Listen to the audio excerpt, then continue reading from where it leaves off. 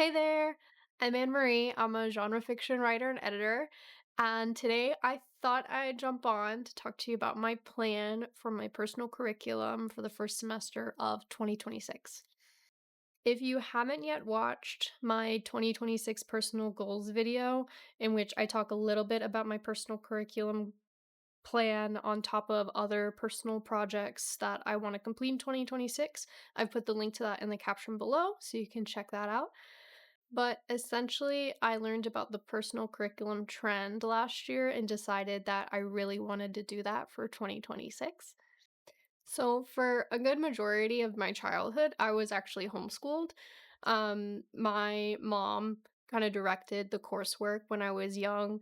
I ended up going to public school for a little bit, which I enjoyed for the social aspect, but decided ultimately to homeschool again when I got into high school because I really enjoyed the personalization aspect of it, that I could choose kind of the path, the courses, the areas of interest that were specific to what I really wanted to learn. And I found this to be the case as well when I got into university. I really enjoyed once I got into my major that I could choose which courses that I wanted to pursue. And now that I've been out of school, I really miss learning and I miss the structure of learning, but especially that kind of personalization aspect of it, which is really exciting part of this personal curriculum trend that I'll be trying. So I have a ton of notes about this semester, this first semester of my personal curriculum, this first course. So you'll see me looking down at my computer a bunch. But essentially, I've titled this course as Heathens, Witches, and New England: Religion, Power, and the American Imagination. This course is very much structured around research that will help me better understand the historical time period that I'm setting my novel in that I'm currently working on.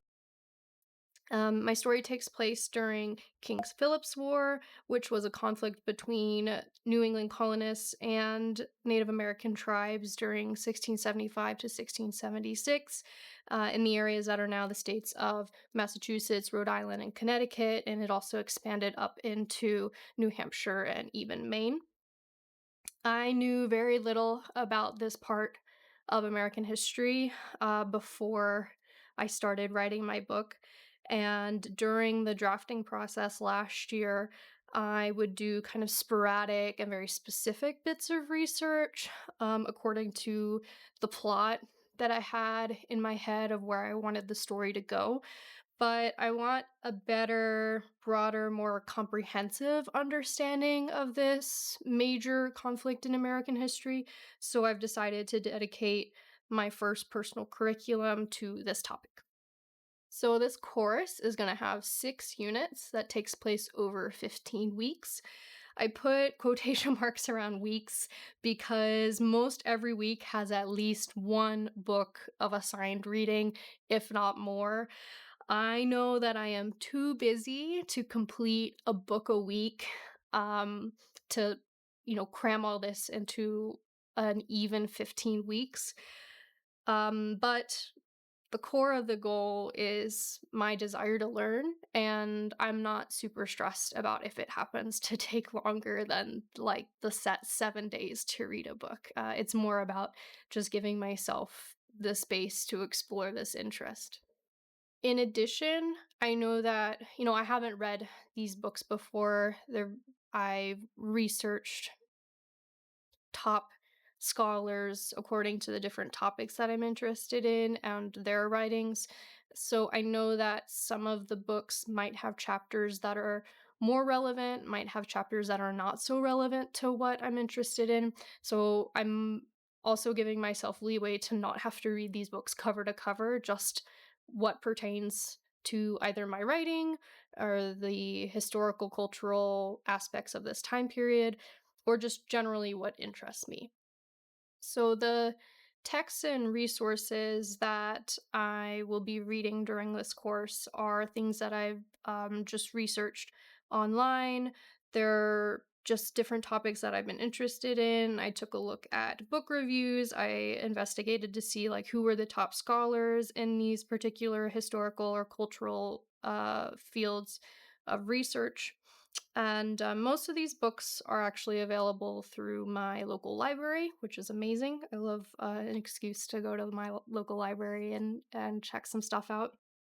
So, digging into the curriculum itself, again, the title is Heathens, Witches, and New England Religion, Power, and the American Imagination. And what is a course without a course description? So, I've written one. Here's my course description. This course examines how early American religious thought shaped enduring ideas about evil, gender, race, and power in the United States. Focusing on 17th century New England, this course explores Puritan theology, indigenous Christianity, and indigenous spiritual practices, settler colonialism, witchcraft accusations, and King Philip's War, alongside later literary and cultural reinterpretations. Through historical texts, religious writings, and fiction, students will trace how figures such as the witch, the devil, and the savage emerged as tools of social control, and how these figures were later reimagined, resisted, or reclaimed in American cultural thought, including feminist and satanic counter traditions. So, general learning objectives to analyze how religion played a part in early American power relations, to understand the role of witchcraft and satanic imagery in gendered and racial social control, comparing indigenous and colonial belief systems and understand how they blend together in the figure of the Christian Indian, understanding King Philip's War as both historical event and cultural rapture, and trace how early American fears persist in later American literature and culture. And the most important objective is to have fun. So in this video, I'm going to go through the highlights of the course and the text that I'm most interested in, but I've also written a blog post out on my website which has the full breakdown of the course and all of the texts that I'll be reading. So if you're interested in that, I put the link to it in the caption below so you can check that out for yourself. So the first unit is to frame the course on the general history as well as the different themes that I want to analyze throughout. At this point, I've already finished the first book of the course, which is Jill Lepore's The Name of War. If you're at all interested in King Philip's War, this gives a great overview of the general conflict as well as insight into the major players, characters, events, kind of the whole timeline. I highly recommend it. It was very good. Also in this unit, I'll be looking at the history of the character of Satan from the Bible, since this Satan would have played a major part in the Puritan worldview, which is the worldview of my main character. In addition, I'm going to be reading a little bit about indigenous religion and mythology, specifically New England indigenous tribes, religion and mythology, which I'm very excited about. World mythology has always been a super interesting topic to me, and I know very, very little about this particular cultural mythology, so I'm very excited to be reading some of those texts. I've also got a short story by Nathaniel Hawthorne for this unit. His works are going to be popping up a lot throughout the course, so I'm going to be reading quite a lot of Hawthorne. Unit 2 will be all about the Wampanoags. Now, the Wampanoag tribe lived in southeastern Massachusetts as well as eastern Rhode Island, and that extended into Martha's Vineyard and Cape Cod and Nantucket. The Wampanoag leader King Philip, from which we get the name King Philip's War, was the man who united a bunch of different New England tribes to fight against the colonists during the conflict. My story will feature several Wampanoag characters, so it's really important to me that I accurately represent them. The books I'll be reading on this unit will talk about the dispossession of their lands, their culture, their language, which sparked the war.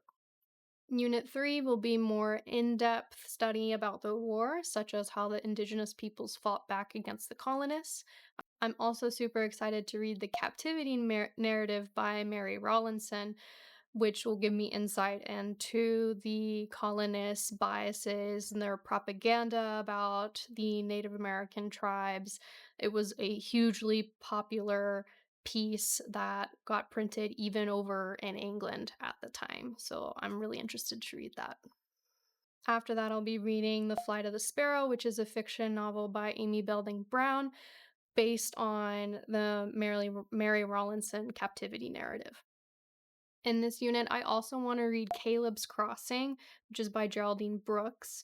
It shares a lot of similarities in theme to my own book, specifically about a young Puritan girl and a Wampanoag boy, their friendship and their relationship and how it grows.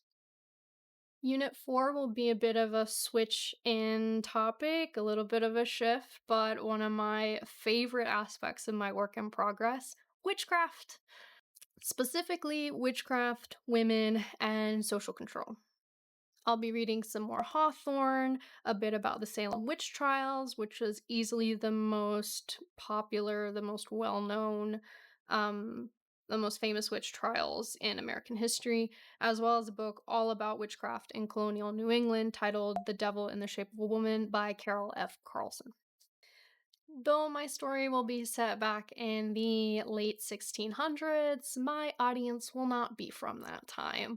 There's a ton of cultural imagery and concepts when it comes to this era of history, and quite a few pieces of classic literature that are based on this period of history that many of us have had to read in high school, and I never had the opportunity to read them. So, Unit 5 will be reading these classic pieces of literature, namely The Scarlet Letter by Nathaniel Hawthorne and Arthur Miller's The Crucible, which both have some overlapping themes and topics with my story. Finally, Unit 6 will look at modern American counterculture, specifically as it relates to Satan and feminism. I'm very excited to read the books for this unit, which examine things like Lucifer as a figure of liberation, gendered rebellion, and how Satan represents ideas closely linked to the ideologies of things like the American Revolution. Since my main character is deeply embedded in strict Puritan community with a Puritan perspective and theology, I want to understand how such a terrifying figure for this individual could be subverted in my story to reflect a change of her character. So I'm really excited to read the text for Unit 6. I imagine that at my current reading pace, it might take me halfway through the year to finish the course, which is totally fine with me. I'm not in any rush. I also want to make reviews on the text that I'm going to be reading for each unit. So if you like more personal curriculum or historical and cultural studies or overall bookish content, stay tuned for that. I want to conclude this course with something fun and immersive that really ties everything together. So I'm planning on taking 2 field trips at the end of all of my reading. I'm lucky enough to live in New England where the events of my stories take place, so it's not too difficult for me to take a little road trip over to some of those places. First, I want to visit Wethersfield, Connecticut. There, several people were tried for witchcraft and executed like decades before the Salem witch trials, which is really interesting, especially because it happened before the events of my story, but before kind of the big witch craze. So I want to get a feel for what that was like before it was in its heyday. There's a museum there that offers tours.